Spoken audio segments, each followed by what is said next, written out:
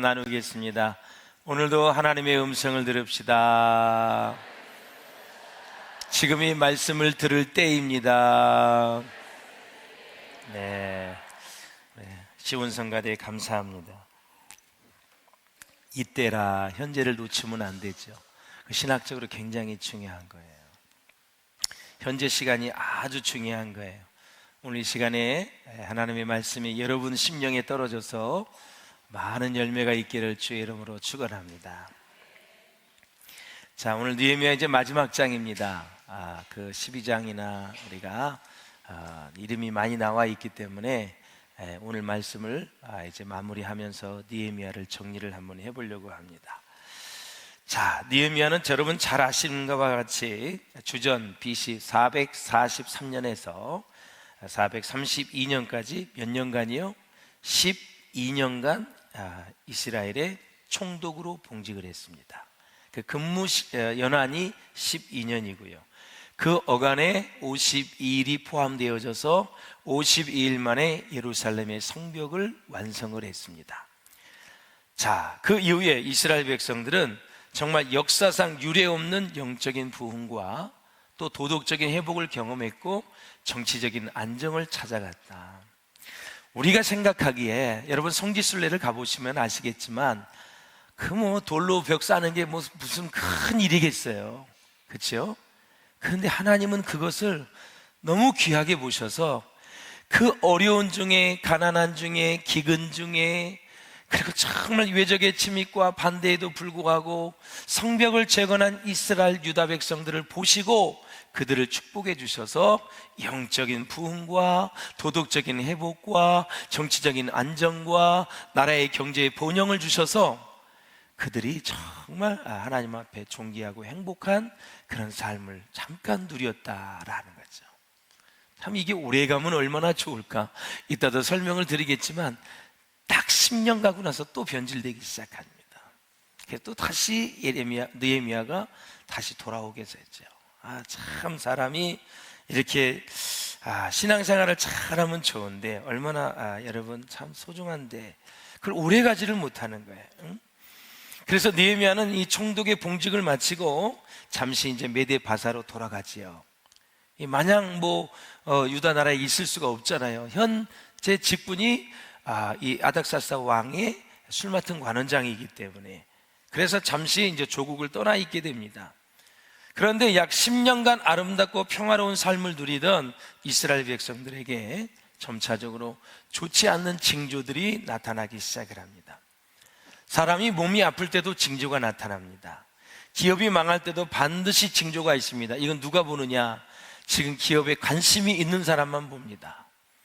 기업이 서서히 망가지는 걸 누가 보느냐? 오너가 볼 수 있고 직원도 볼 수 있고 과장, 차장도 중간 라인에 있는 사람들 볼 수가 있어요. 나라가 망하는 것도 다 여러분 징조가 있습니다. 역사적으로 보면은 개인도 영적인 상태도 무너져가는 때가 있어요. 그 징조가 있어요. 잘 될 때의 징조가 있어요. 이 사람 계속 승승장구하겠구나, 믿음으로 승리하겠구나, 징조가 있어요. 예배를 드리는 여러분의 모습을 보면 부족하지만, 여러분에 대해서 아무것도 알지 못하지만 대략 감은 다 와요. 여러분의 눈빛 하나만 봐도 지금 어떤 상태인지 조금은 알 수가 있어요. 다는 몰라요. 하나님만 아시죠.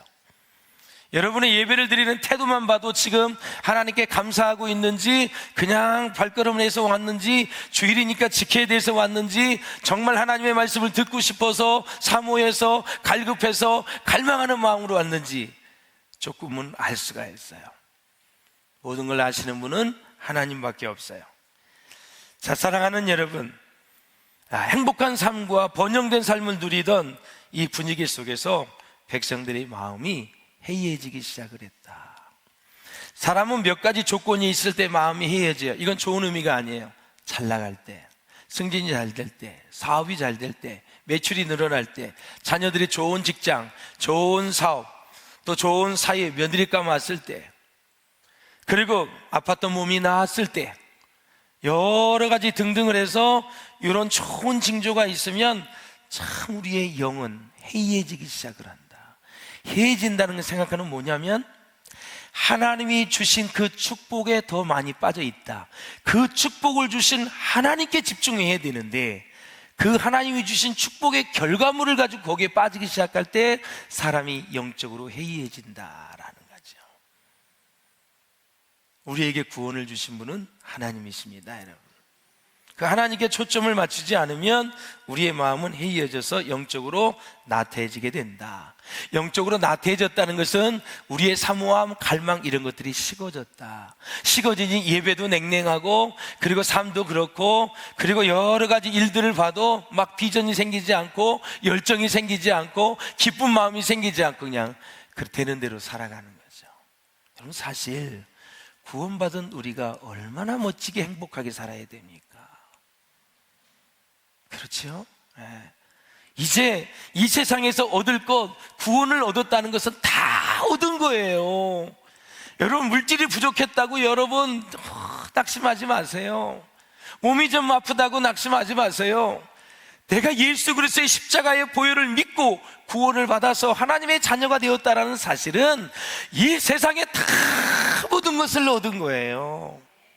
그 이후에는 부족해도 감사, 차고 넘쳐도 감사, 승진해도 감사, 탈락해도 감사, 사업이 어려워도 감사, 잘 돼도 감사, 자녀가 학교에 진학해도 감사, 떨어져도 감사.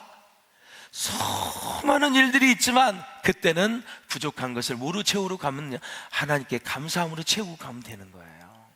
구원은 이제는 가장 귀한 거기 때문에 다 받아놓은 거예요. 그러니까 이제 하나님 앞에 사랑의 빛을 갚을 일만 남은 거예요. 신바람 나는 거죠. 여러분의 인생이 정말 즐거워지시기를 바라고, 힘이 나시기를 바라고, 신바람 나는 행복한 인생 될 수 있기를 주의 이름으로 축원합니다. 어느 누군가가 우리의 행복과 우리의 즐거움을 뺏어갈 수가 있을까요?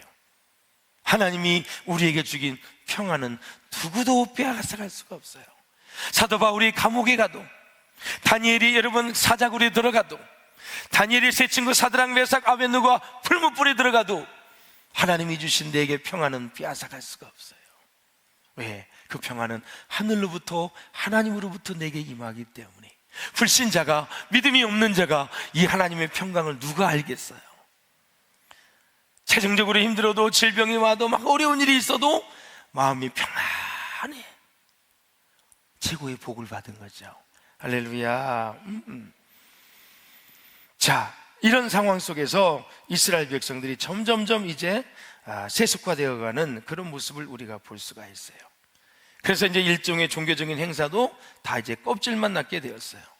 이렇게 10년이 지난 이후에 그들은 다시 또 새로운 위기에 봉착하게 되었다. 사람은 신앙생활도 그렇고, 결혼생활도 그렇고, 직장생활도 그렇고, 이 10년이 지나면 강사는 변하는데 사람은 자꾸 권태를 느껴요. 그 설교가 그 설교야, 그 사람이 또 그 사람이야. 같이 만나서 그냥 그렇게 알콩달콩 사랑을 하다 결혼을 해도 10년이 지나면 또 권태를 느껴요. 직장생활도 매일 반복되는 일을 하다 보면은 권태를 느껴요. 사업도 저거 한번 해볼까? 네.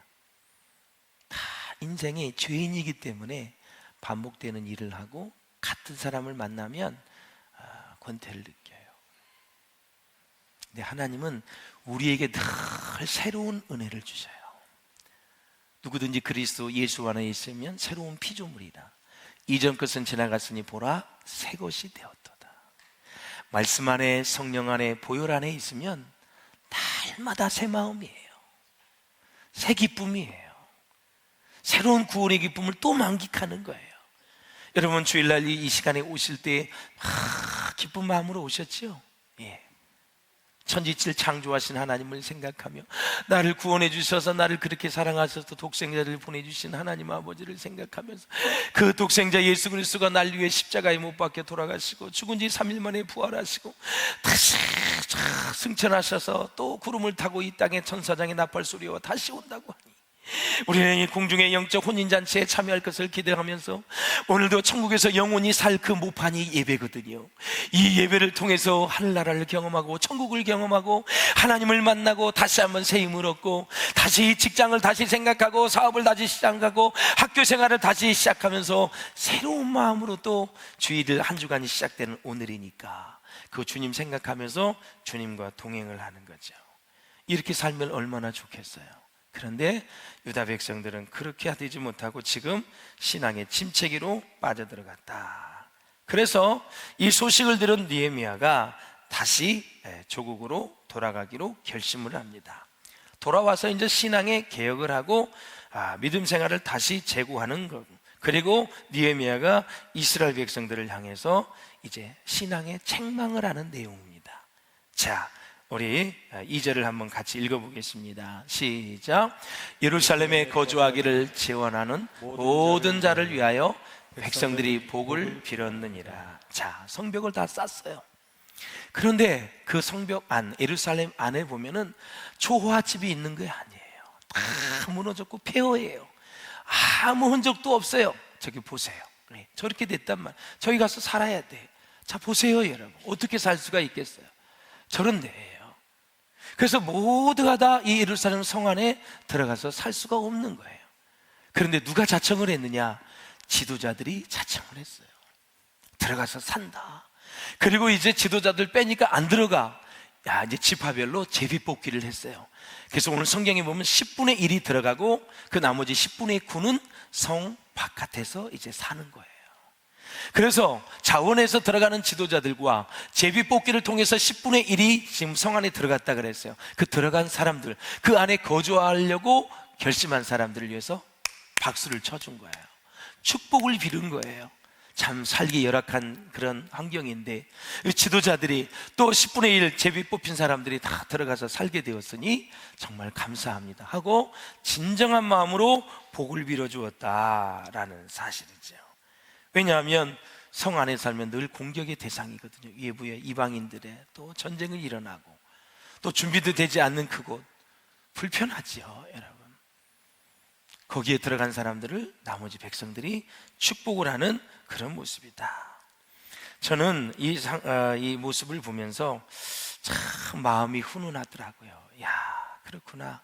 지도자들은 힘들고 어려울 때 헌신을 하고 본을 보여야 되는구나. 참 그 어려울 때도 그리고 사역이 힘들 때도 지도자들은 꼭 그 자리에 있어야 되고 예배도 꼭 그 자리에 있어야 되지 않겠습니까? 오늘이 이제 9월 첫날이에요. 월상 예배가 오늘 주일날이 있었잖아. 예. 나오신 분들 많은 분이 나오는데 정말 진심으로 주의 이름으로 축복하고 주일날도 못 나온 분들이 있어. 오늘이 월삭이라면 문자 다 받으셨지요? 내가 하도 잊어버릴까봐 현대인들은 망각증이 많아서 8시, 9시에 또 보내라 그랬어요. 사랑하는 마음으로 더 한 번 보내라. 5시에 보냈다가 잃어버릴 수 있으니 잠을 이루기 전에 한 번 더 듣고 띠링띠링 해서 뭐야? 월상 예배.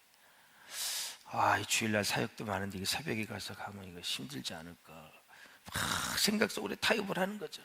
갔다 오면 시간이 어중 뛰고 1부, 2부, 3부, 4부 있는데 그냥 땡칠까? 영상 예배로 드릴까? 뭘 어떡할까? 예? 하나님은 무조건 순종해야 돼. 예. 다른 건 생각을 하지 말아야 돼요. 예. 근데 지도자들은 다 그래도 그 자리에 나오잖아. 그래도 내가 장로인데 내가 그래도 권사인데 내가 집사인데 그런 마음으로 적용하면 그 직분은 진짜 좋은 거예요. 그래도 내가 장로인데 권사인데 집사인데 식당 봉사도 해야지 쓰레기도 좀 치워야지 이런 마음을 갖는 건 너무너무 좋다라는 사실이에요. 그래서 사람은 때로는 사명감으로 일할 때가 있습니다. 사명감. 그래서 이 사명을 순종의 기회로 여긴다면 하나님의 복을 누릴 수가 있다라는 거죠. 사명은 꼭 해야 되는 거예요. 해도 되고 안 해도 되가 아니라 꼭 해야 되는 거예요. 저는 개인적으로 여러분 모두에게 감사하지만 우리 갈렙봉사단과 우리 분리수거팀, 내가 정말 쓰레기 분리수거팀 너무 고맙게 생각하고 올 여름이 더웠어요? 추웠어요? 너무 이상하게 질문하죠. 많이 더웠어요. 정말 숨을 못 쉴 정도로 그런데 그 와중에서도 우리 갈렙봉사단, 우리 은퇴하신 장로님 중심으로 해서 교회를 깨끗하게, 분리수거가 여름에 또 행사가 많으니까 얼마나 많은지 산더미처럼 쌓여 있는 거야. 뒤에 가보면 그걸 다 그 무더위 속에서도 그냥 땀을 뻘뻘 흘리면서 해내는 모습을 보고, 식당 봉사하는 팀은 또 그냥 더워가지고 국수, 그 많은 국수 수백 그릇 다 이게 삶아내느냐고. 우리가 하나님의 은혜를 받았으니, 우리가 지도자이기 때문에, 우리가 하나님의 은혜를 힘입었으니, 우리는 그래도 사명감을 가지고 일할 때 하나님의 복을 누리게 될 줄로 믿습니다. 할렐루야. 우리 목사들은, 우리 영적 지도자들은 사명 때문에 하나님께 부름을 받아서 교회로 보냄을 받은 사람들이 아닙니까? 목사가 교회를 직장으로 생각하고 목회를 직업으로 이해한다면 그 목사는 사실 부패한 목사입니다. 목사는 사명감으로 하는 거예요. 사명감. 직장이 아니에요. 그리고 사랑하는 여러분, 또 교회가 목사를 고용인으로 생각하면 안 돼요. 목사를 단순한 직업인으로 생각한다면 그 교회는 부패된 교회입니다. 요즘 이 교계에 일꾼이 부족해요. 목회자들이 부족해서 난리예요. 목사님만 만나면 전부 부교육자 없냐, 그래요. 부교육자 너무너무 구하기가 힘든 거예요. 다 또 지방은 안 내려가려고 그래. 지금 교육자들 세계에서 천안 밑에는 쳐다보지도 않는다. 하지를 않으려고 그래요. 그래서 지금 헌법을 개정하고 있어요. 천안 밑으로 내려가서 2년 이상 목회를 하고 와야 목사 안수를 주는 거예요. 강제적으로도 내려보내야 되는 거예요. 이 도시 생활에 익숙해져 가지고 목회자들도 지방을 안 가려고 그러는 거예요. 절대 안 가려고 그러는 거예요. 이게 지금 한국교회에 얼마나 지금 교육자도 부족하고, 그러니 지방에서는 지금 매일 전화와, 신목사님 한 명만 좀 내려줘. 아유, 나도 몰라요. 나도 아무리 구해도 힘들어. 우리 신학교 졸업하면 반도 목회를 안 해요, 요즘은. 여러분, 사례비가 여러분 대부분 보면은 최저임금보다도 적기 때문에 거의 사역자들이 토요일, 주일 파트 사역을 하고 주중에는 알바를 해. 그게 더 많이 버니까. 그리고 두 부부가 그렇게 벌어서 사니까 목회하는 것보다 훨씬 많이 버니까, 아니, 부부가 하는데 사모님 사례비를 줍니까, 여러분? 부족하니까. 또 돈은 있어야 생활을 되니까. 지금 한국교회 실정이 이런 실정이에요, 여러분. 그래서 우리는 사명감으로 일을 할 수밖에 없다. 그래서 교회가 병들지 않기 위해서는 성직에 대한 바른 사명의식이 바로 서야 된다. 그래서 거룩한 시간, 거룩한 장소, 거룩한 일, 거룩한 사람을 구별할 수 있는 은혜가 있기를 주의 이름으로 축원합니다. 이 자리는 지금 주의 영이 임재하고 있어요. 예수님이 와 계세요. 하나님이 함께 하시는 거예요. 지금 천국에 생중계되고 있는 일이에요. 지금 하나님이 우리 예배를 지금 오셔서 다 보고 계시고 지금 받으시고 계시는 거예요. 담임 목사는 말씀을 제대로 선포하고 있는지, 성도들은 제대로 말씀을 듣고 있는지, 그것을 삶에 실천하기 위해서 결단하고 있는지 하나님은 다 우리의 마음을 보고 계신다라는 사실이에요. 그러므로 사랑하는 여러분, 여러분에게 주의 은혜가 임하시기를 주의 이름으로 축원합니다. 그래, 주의 은혜가 임하면 내가 내면의 세계를 볼 수가 있다. 믿음이 깊어질수록 자신의 내면을 보기 시작합니다. 교회 사역도 마찬가지입니다. 성령의 기름 부으심이 없으면 일에 지칩니다. 그리고 짜증이 나고 무관심하게 되는 것입니다. 우리가 재직이 된다는 것, 집사가 되고 안수집사가 되고 권사가 되고 장례가 되고 전도사와 강도사가 되고 목사가 되는 것은 절대 명예가 아니라는 거죠. 우리가 임직식 할 때, 담임 목사 취임할 때 다 좋아합니다. 그러나 좋아하는 것도 단 하루 그날입니다. 그 이후부터는 고생하는 일입니다.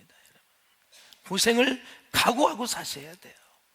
하나님의 나라의 일은 영적으로 공중권세를 잡은 마귀가 공격을 하기 때문에 마귀가 우리의 마음을 뒤흔들어 버리기 때문에, 교회를 공격하고 성도를 공격하기 때문에, 우리의 단점과 약점을 공격하기 때문에 우리는 수도 없이 넘어지고 고민하고 갈등하고 번민하면서 신앙에 어려움을 겪는 경우가 참 많이 있다라는 거죠. 어떤 분이 너무 목회가 힘들다고 얘기하니까 그 옆에 있는 다른 목사님이 이렇게 얘기해 주었다고 합니다. 당신 목사가 뭔지 알아? 뭔데요? 목사는 그냥 밟히는 거야. 밟히는 거야. 응? 영광을 받는 자리가 아니고 밟히는 것이 목사다라는 거야. 밟히는 것이. 여러분, 허스턴 테일러 잘 아시죠? 중국에서 사역을 하다가 이제는 떠나려고 마음을 확 먹었어요. 열심히 했죠. 정말 유명한 선교사입니다. 그런데 하나님이 이 허드슨 테일러를 열 감기로 쓰러지게 만들었어요. 그래서 감기로 쓰러졌어요. 그런데 잠시 잠을 보는데 그가 환상을 봤어요. 무슨 환상을 봤냐면 그 수많은 중국의 영혼들이 지옥으로 떨어지는 걸 보고 있는 거예요. 공산주의니까 지하교회 빼고 다 지옥에 가는 거죠. 수도 없이 중국 사람이 지옥으로 떨어지는 거예요. 그 구더기도 죽지 않는 유황불이 끓는 그 구더기에 의식이 살아있어서 영원히 고통을 느껴야 돼요. 여러분, 우리가 생일 축하할 때도 우리가 촛불을 켜놓고 하잖아요. 그 촛불이 얼마나 뜨거운지 몰라. 촛농 하나만 떨어도 뜨거. 근데 7천도의 유황불에서 영원히 고통을 당해야 되는 지옥불로 다 떨어지고 있는 거예요. 그래서 이 허슨 테일러가 마음을 바꿨어요. 내가 가지 않으면 저 천국에 누가 가겠느냐. 그 생각을 가지고 자진해서 광야와 같은 중국으로 가서 다시 또 복음을 전했다라는 거죠. 사랑하는 여러분, 우리 한국 교회를 보면은 우리가 이제 장로 임직을 하잖아요. 그러면 투표에서 떨어지는 사람이 있어요. 많은 사람들이 그럴 때 막 분노하고 화를 내고 시험에 들고 담임 목사와 또 교회의 관계가 깨지면서 어려운 경우를 많고 나중엔 교회도 나가고 막 그래요. 내가 왜 떨어졌지? 아니, 성도들은 나를 어떻게 보기로 이렇게 나에게 반대를 하는 게지? 그래서 다 무기명 투표를 하잖아요. 이제 상처를 받게 되지요. 여러분, 상처는요 왜 받느냐? 내가 받아들였기 때문에, 그것을 웰컴하기 때문에 받는 거예요. 내가 수도 없이 말씀을 드렸어요. 제가 여러분에게 승리하는 비결을 가르쳐 드리는 거예요. 자, 누군가가 여러분에게 상처를 주면 그냥 노 하시기를 바랍니다. 할렐루야. 누군가가 여러분에게 상처를 주면 상처를 받지 않으면 됩니다. 그런데 우리는 상처를 너무 잘 받습니다. 너무 쉽게 무너집니다. 우리 인생을 살아가는 모든 사람은 두 가지가 부족하면 반드시 상처가 오게 돼 있어요.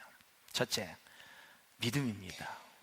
하나님의 일을 하는 데 있어서 믿음이 부족하면 나중에 서로에게 상처를 주게 되고 있고, 두 번째, 인격의 부족입니다. 인격의 결함이 있으면 반드시 말로, 행동으로, 눈빛으로, 우리의 행동의 바디 랭귀지로 다른 사람들에게 상처를 주게 돼 있어요. 그래서 제가 여러분에게 팁을 드릴게요. 자, 하나님의 일을 하는데 우리 다 같이 이거 합시다. 그런데 삐딱선이야. 그 사람이 뭐가 부족한 거냐면 믿음이 부족한 거야. 그럴 때는 기다려줘야 돼요. 믿음이 부족하기 때문에 안 되는 거예요. 이 핑계 저 핑계 다 돼도 결국은 믿음이에요. 하나님의 나라의 일은 믿음으로 하는 거니까.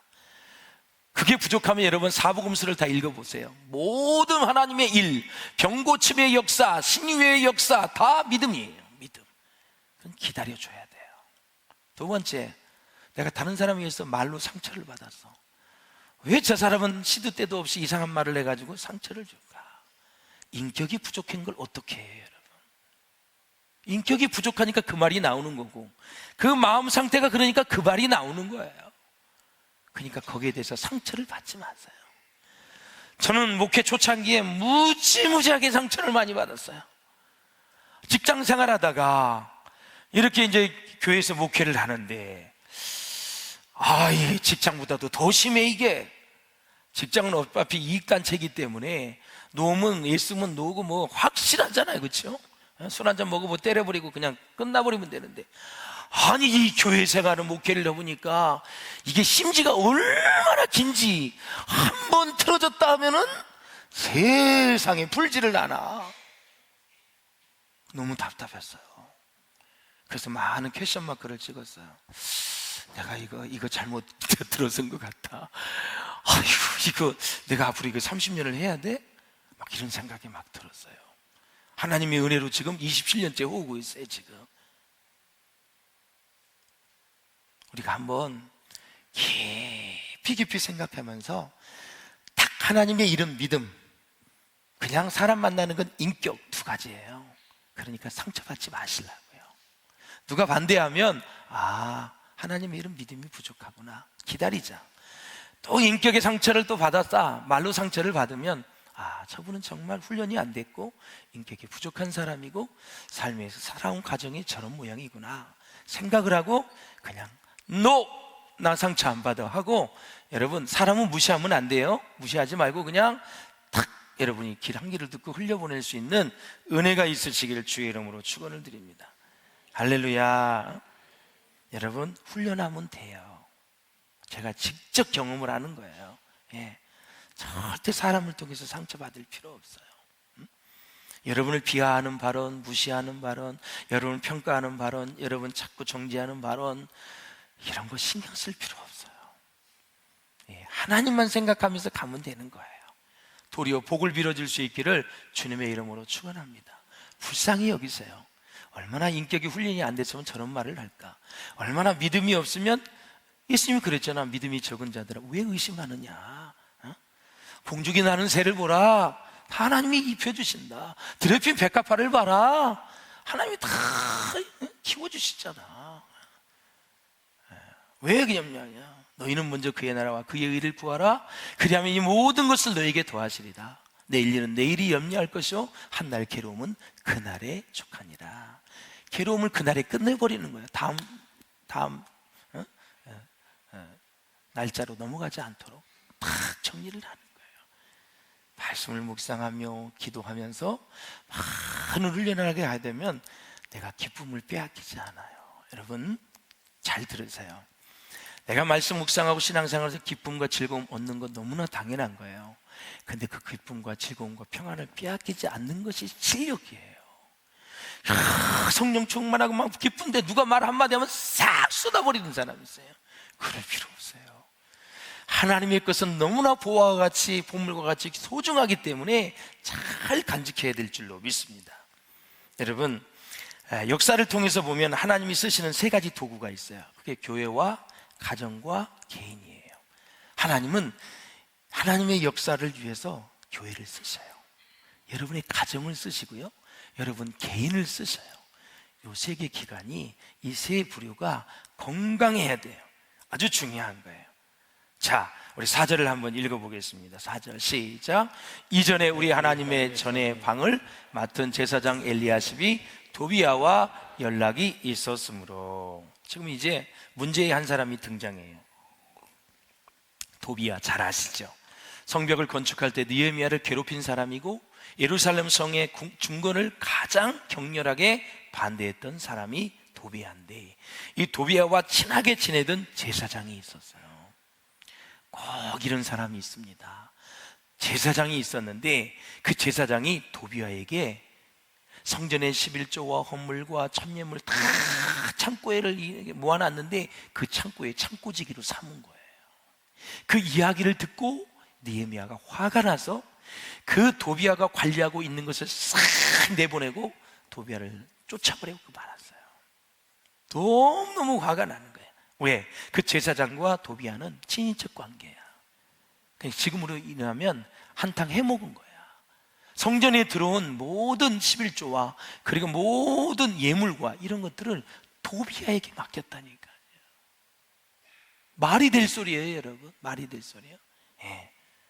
그래서 느헤미야가 단칼에 정리를 하게 되죠. 그래서 여러분, 우리가 이 세상을 살아가면서 우리가 누구하고 교제를 하느냐, 이건 참 중요한 거예요. 중요한 거예요. 도비야와 같은 이 부정적인 사람, 그 하나님의 나라에 반대하는 사람, 하나님의 역사에 그렇게 적대적이었던 사람을 어떻게 여러분 그 보물 창고에, 그 성전의 모든 보물이 있는 곳에 거기에 여러분 열쇠를 주냐고요, 여러분.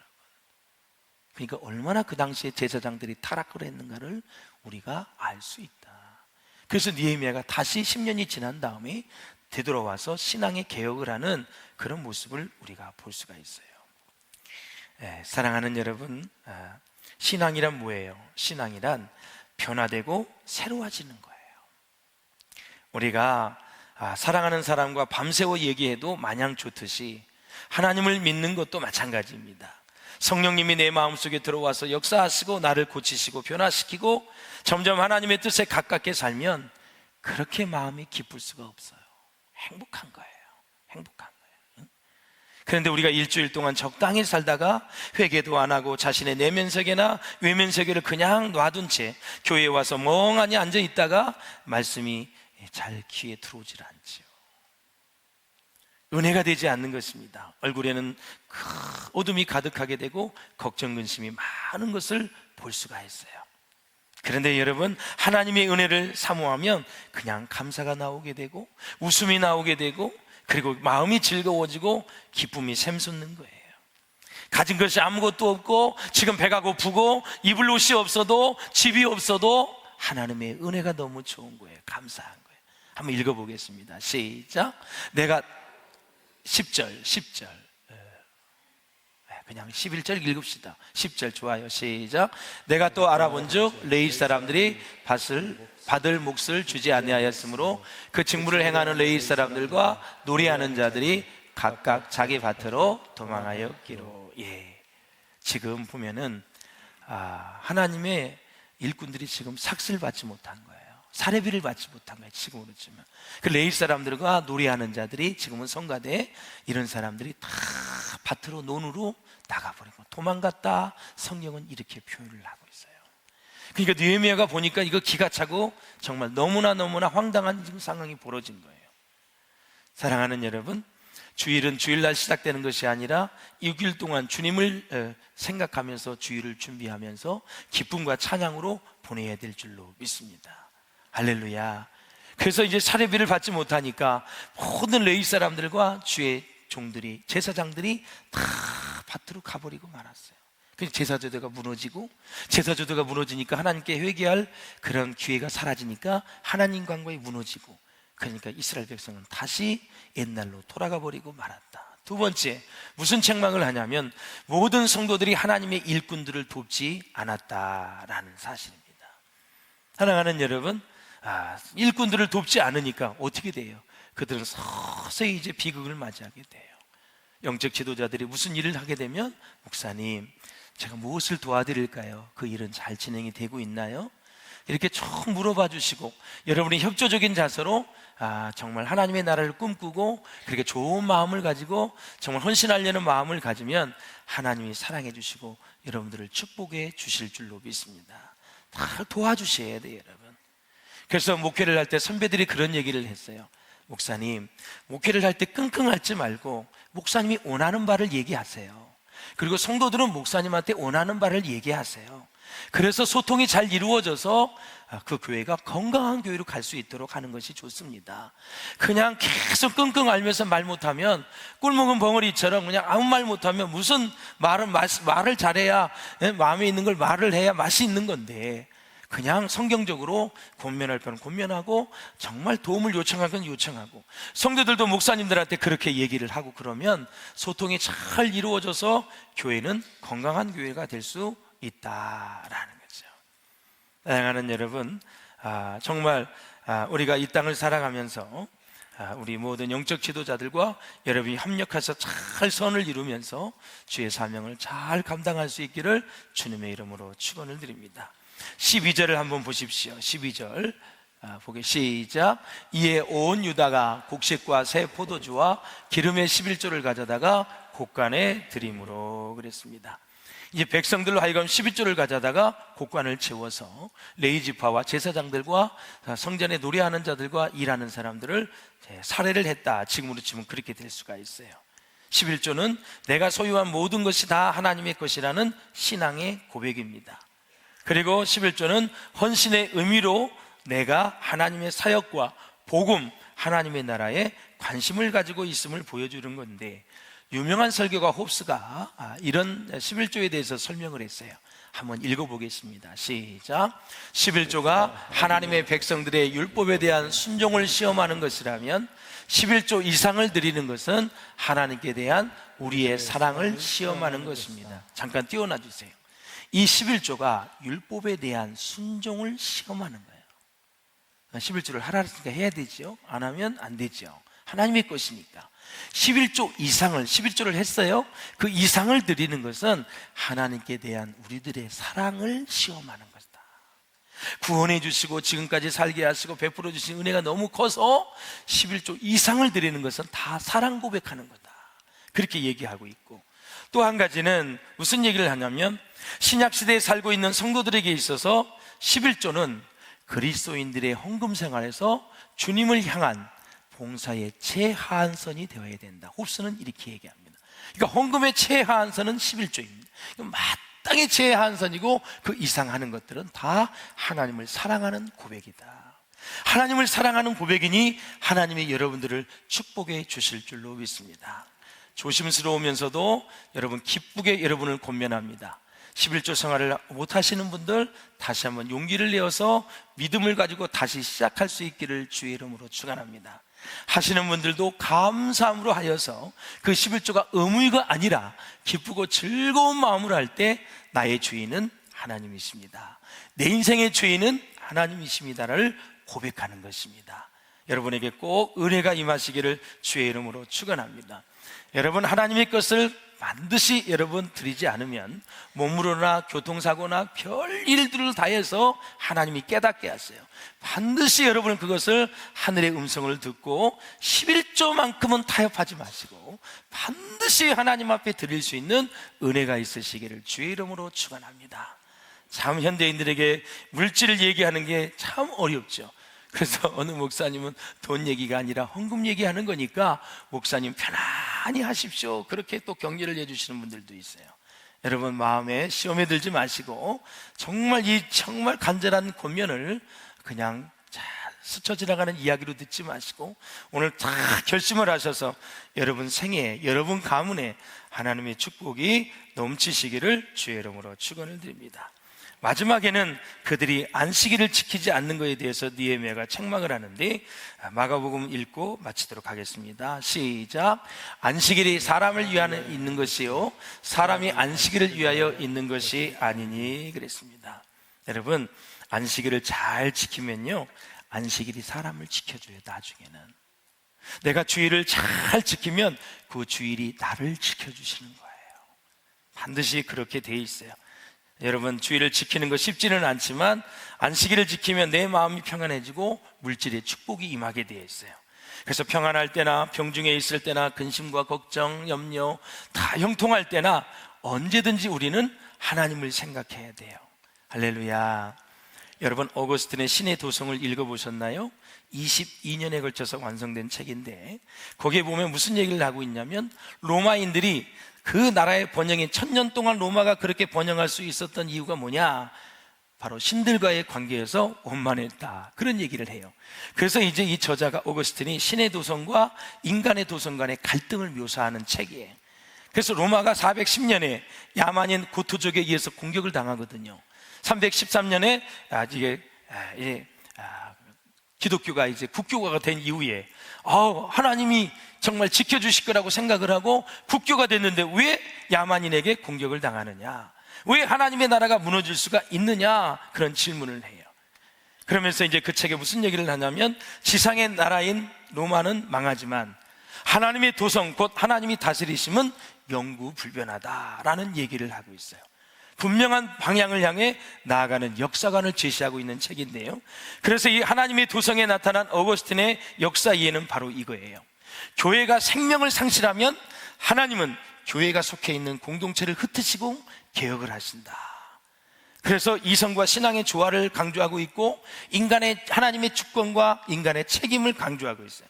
그래서 모든 상황에 하나님의 지혜와 사랑의 섭리를 제시해주고 있어요.